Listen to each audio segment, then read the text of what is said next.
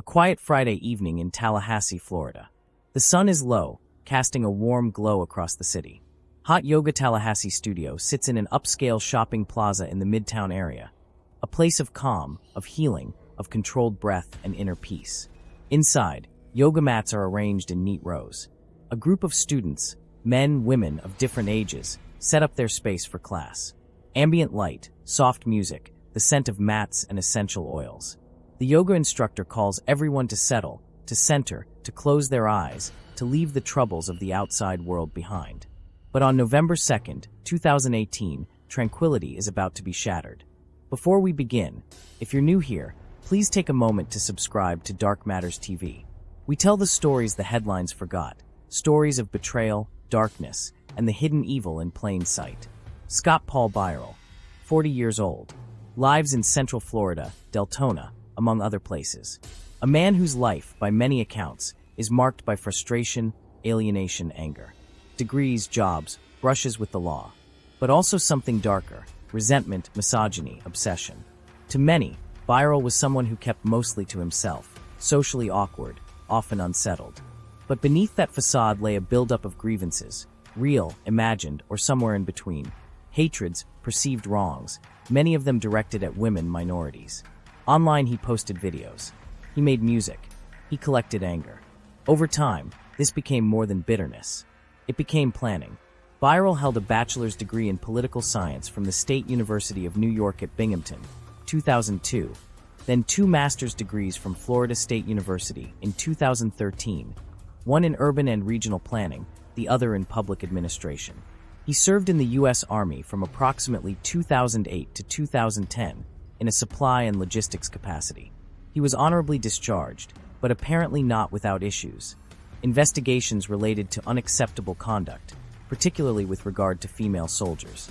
Starting years before the shooting, Beierle had multiple incidents involving harassment or inappropriate touching of women. In 2012, he was arrested for grabbing the buttocks of women in a university dining hall. In 2016, similar behavior at an apartment complex pool. The charges were dropped or deferred in both cases. In 2014, he was banned from Florida State University campus after trespassing incidents. Also, he had created YouTube videos where he expressed misogynistic views, racially offensive content, rants about women who rejected him, about interracial relationships, etc. He compared himself to Elliot Rodger, a known misogynist mass killer. Beierle seems to have lived with increasing isolation, resentment, perhaps depression, perhaps a distorted sense of entitlement.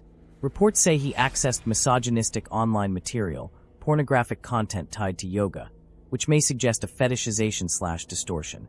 Had websites with disturbing themes, rape, torture, murder. Authorities found that he had been expecting death in the attack. He made moves that suggest premeditation, purchasing a yoga mat days before, booking hotel rooms, leaving behind hotel keys, carrying a bag into the studio. It's early November 2018. The evening is calm. Beierle travels to Tallahassee. He checks into a hotel. He carries with him a black bag. He carries with him decades of resentment, against rejection, against what he thinks the world owes him, against women, against minorities. He has no specific target in mind, but he has a community he despises. People who live, breathe, teach, heal, treat others with kindness. He has seen yoga studios as safe havens.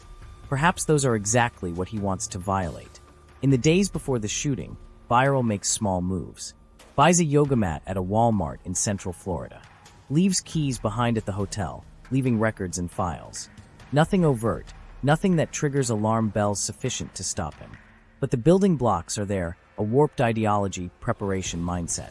Meanwhile, back in the yoga studio, dozens of students are getting ready for normal Friday night class. They expect the usual calm, the breathing, the stretch. They expect safety. But fate has another plan. Time, approximately 5:30 p.m. The yoga class begins. Beierle, posing as a customer, enters the studio. He blends in. He carries a bag. Without warning, he pulls out a handgun. He starts shooting. The shots are sudden.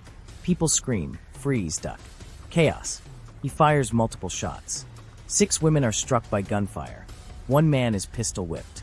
2 women die. Maura Binkley, 21-year-old student at Florida State University, returning from studying in Germany abroad, double major hopeful. And Dr. Nancy Van Vessem, 61-year-old internal medicine physician, FSU faculty, the chief medical director for Capital Health Plan. She was beloved in the university and medical community. As the shooting continues, some students attempt to fight back. One man, Joshua Quick, grabs a broom when the attacker's gun jams. He uses it to strike Beierle, who pistol whips him, grabs the gun back, continues firing. That act creates a moment. People start fleeing. Lives are saved. The shooting lasts only minutes. Beierle then turns the gun on himself, killing himself. Seconds, there's nothing but stillness, the kind that follows horror. In that quiet aftermath, the question lingers in the air. Why? There is no pride in trying to prove a point through pain. No victory in destruction. No peace in ending another's life or your own.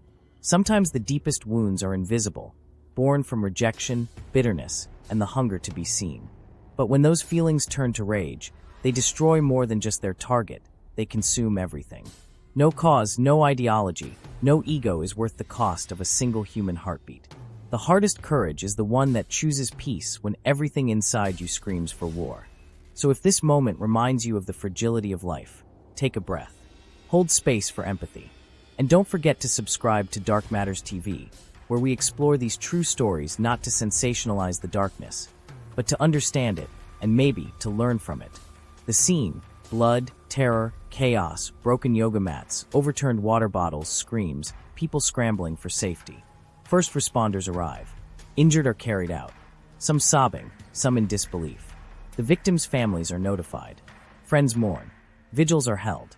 University officials, local leaders, medical peers give statements. The loss is heavy. A young life cut short. A respected doctor lost. Police investigate. They search Beierle's home, his electronics. They find his videos, online postings. They confirm his history of harassment, misogyny, racist, and xenophobic remarks. They find materials authored by him with violent themes. They note that he had planned this in advance, apparently expecting to die. The yoga community is shaken. Yoga, a place for inner peace, healing, and calm, has been invaded by violence. Was there any way this could have been prevented? Red flags. Could prior incidents have been better addressed? Could mental health, discrimination, and ideology have been intervened upon? Survivors deal not only with physical injuries, but trauma. Some will carry scars. Some will carry grief. Healing begins slowly in many ways. What does the Beierle case tell us about larger issues? What patterns does it share with other mass attacks? What warning signs are common? What social, psychological, cultural factors are in play? Beierle's history reveals fixation upon rejection by women, inability or unwillingness to cope with perceived social failure. He posted online content consistent with involuntary celibate ideology. Men who feel they deserve relationships or sex, feel entitled, but are severely rejected and blame others, women, society. This hostility can radicalize, especially when combined with isolation.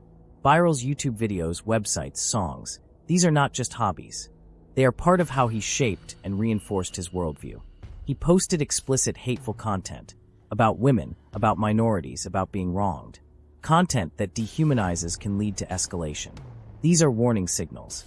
Multiple incidents prior to the shooting, each alone may not have triggered an intervention legally or socially, but cumulatively, they paint a picture. The 2 battery arrests, the trespass, the harassment complaints. Were these followed up with mental health assessment?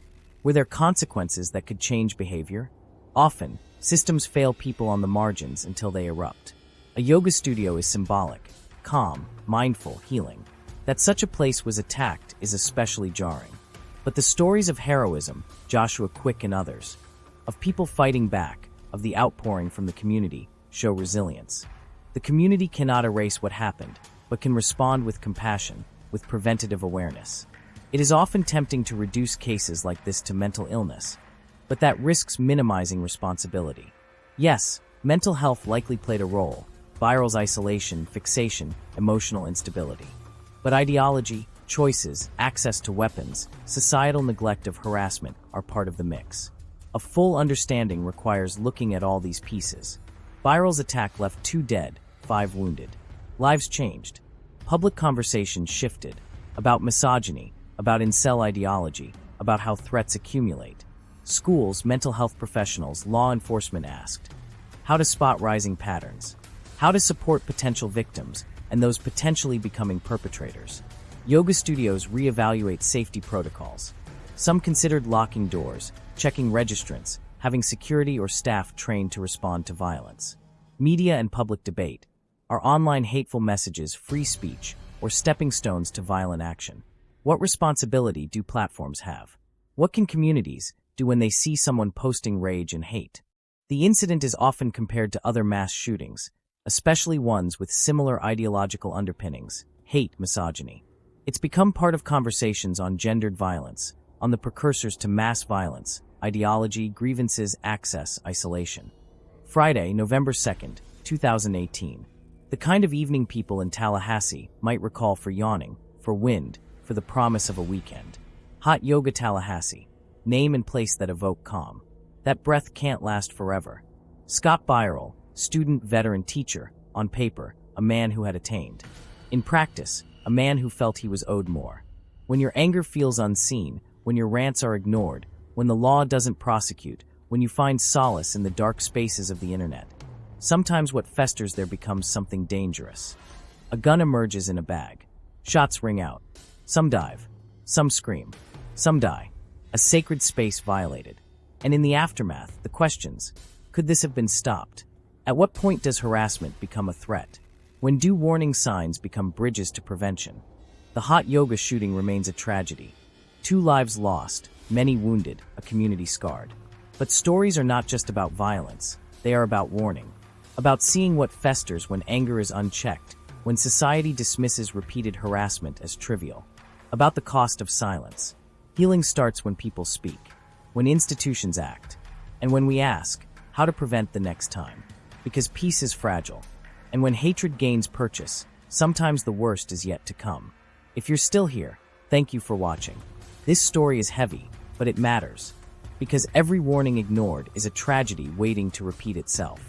If you believe stories like this deserve to be told, take a moment to subscribe to Dark Matters TV. Here, we honor victims, expose hidden darkness, and remind the world that evil often hides behind ordinary faces. Until next time, stay safe, stay aware. And remember, peace is precious.